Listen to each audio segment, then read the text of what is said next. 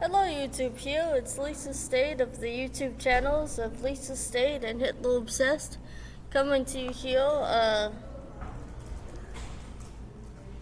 about part 23 of the life and death of Adolf Hitler. Now, I left off on how Hitler invaded Saarland and the Rhineland, and I'm going to continue now with the Auschwitz, I remember. So in 1936 there, Hitler would invade Austria. I kind of forgot the dates there again. I just get some of that memory issue. But Adolf Hitler would invade Saarland, so that's Saarland, Austria, through the annexation, also known as the Auschwitz. I was talking about a while ago, Hitler's idea and somehow probably very propagandist stance on why Austria wanted to be annexed with Germany. And he used the term of the Ostmark, which is based off of some of the Nazis' ideology. So that's based off of the Norse, not the Norse, what they call it, the German Volkish movement that were turning up around Hitler's lifetime, early childhood, young adult years after World War I especially.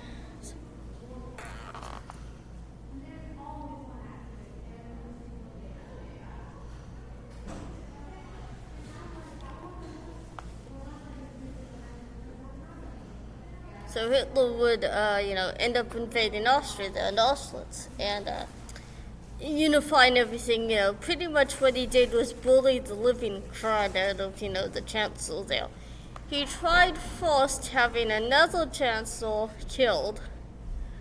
That was before Schössling, I guess I'm pronouncing it, named Heffing or whatever, who started another fascist party after inspiration from Adolf Hitler's Nazi party and the Italian fascists of Mussolini, Benito Mussolini. So, which was called, I think, the Hero Cross?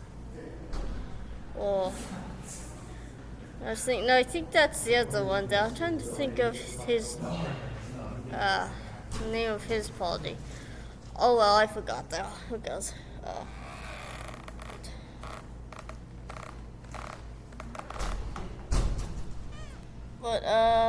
So the other guy ended up being killed by Nazi thugs, a part of the Nazi party that was connected to the Austrians.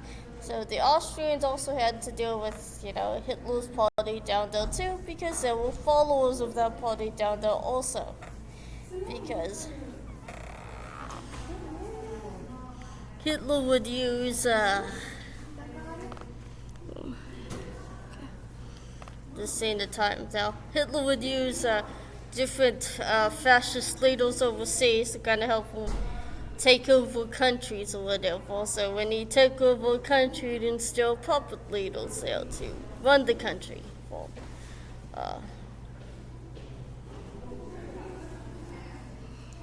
which Hitler would end up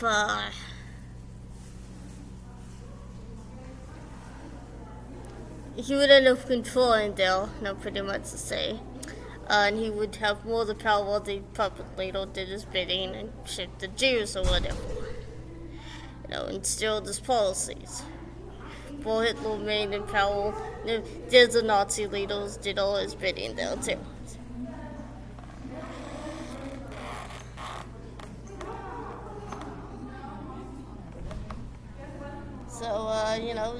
So in the end, a lot of the Austrians did welcome him back because he was an Austrian. They thought, oh great. Again, Hitler didn't have much favor for Vienna. Because, his viewpoint of Vienna, that was his most miserable moment, him being on the streets and stuff. And, being an arts academy supposedly welcomed him back, and I'm guessing they did that because they knew that the kind of post Hitler was, they were going to be in some hot water. Because knowing Hitler's kind of people and personality, he would make sure that those guys might have some hell to pay.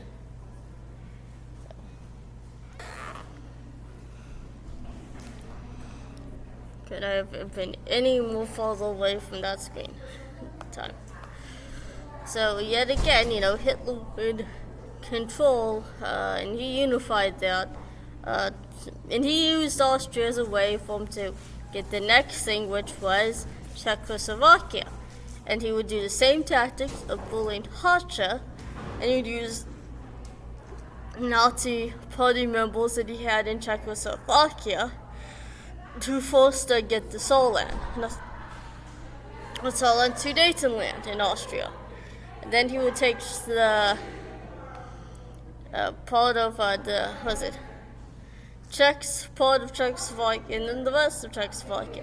Now, Czechoslovakia was made as a new state afterwards. Didn't last long because of Hitler, but it would turn up afterwards after World War One. But would disappear because Adolf Hitler, but would turn into the Czech Republic.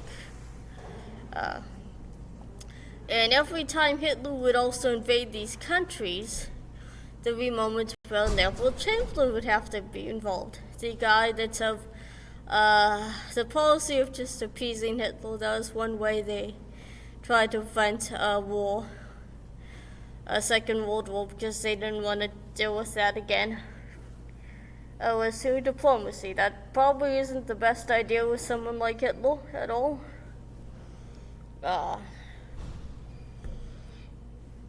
Because Hitler was just not that kind of personality type.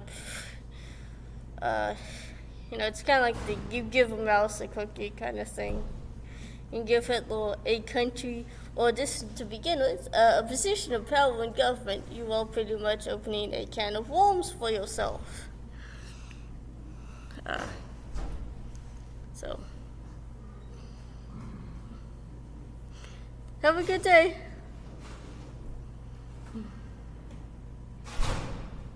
So Hitler would end up taking advantage of the,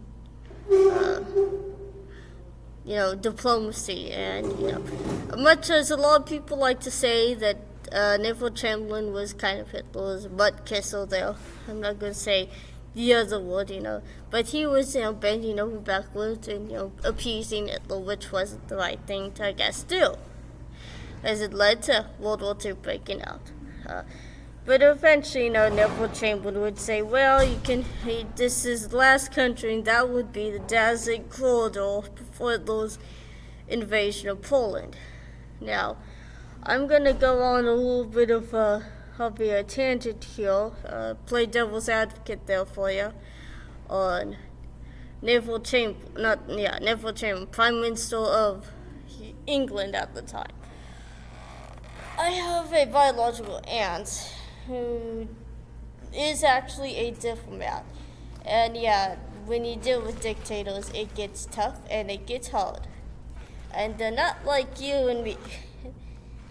Think of every toxic personality you can think of, maybe that ex-boyfriend or that ex-girlfriend or toxic person you've had a relationship with or family member.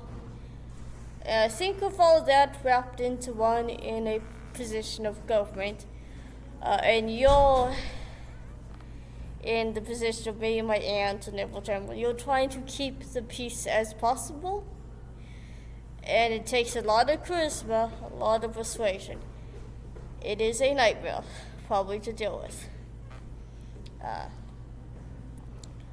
Let's just say YouTube doesn't come close. Saying subscribe to my channel doesn't come close to preventing North Korea from not bombing the living daylights out of you. So that's pretty much the example I would give. It's not all no fun and games. Neville Chamberlain wasn't, really much of the bad guy. If you understand his situation, it's probably not all rosy-toasty, I just kiss Hitler's butt because I'm Hitler's good time boy. No. He was trying to prevent something in the most peaceful way possible.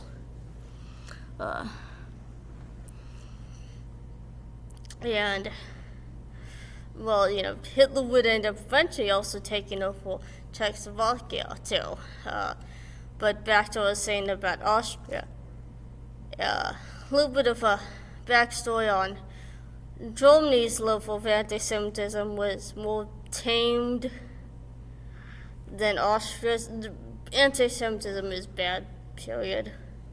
But Austria was just this whole level, a whole different ballpark, I guess. Germany was kind of based off of they killed Christ and that's it. And whatever Martin Luther said about them.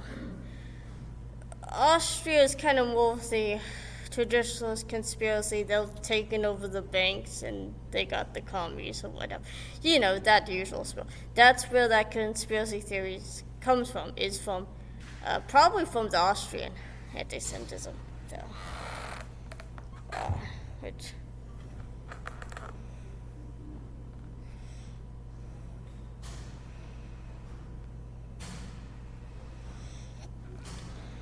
I'm going to probably leave off now and end part 23 of the life and death of Adolf Hitler, and continue with part 24 in the next video now.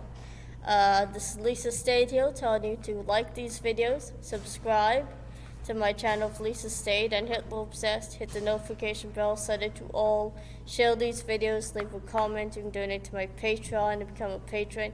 You can donate to my subscribe stall.